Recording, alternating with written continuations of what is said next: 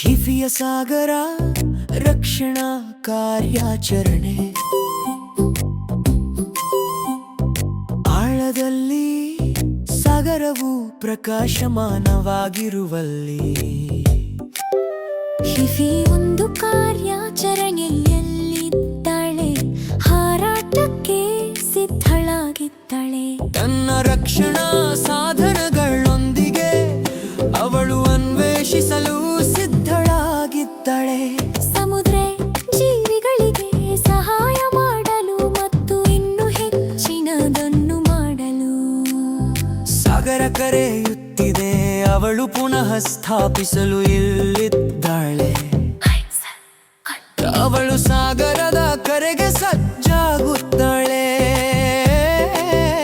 ತನ್ನ ರಕ್ಷಣಾ ಬೂಟುಗಳೊಂದಿಗೆ ಅವಳು ಬೀಳಲು ಸಿದ್ಧಳಾಗಿದ್ದಾಳೆ. ಒಂದು ಡಾಲ್ಫಿನ್ ಸಿಕ್ಕಿ ಬಿದ್ದಿದೆ, ಅದು ನೋವಿನಲ್ಲಿ ಸಿಲುಕಿಕೊಂಡಿದೆ.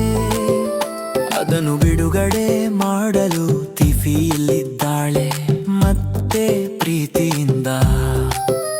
ಅವಳು ಬಲೆಯನ್ನು ಕತ್ತರಿಸುತ್ತಾಳೆ, ಡಾಲ್ಫಿನ್ ಮುಕ್ತವಾಗಿದೆ. ಎಂತಹ ಲಾಭ!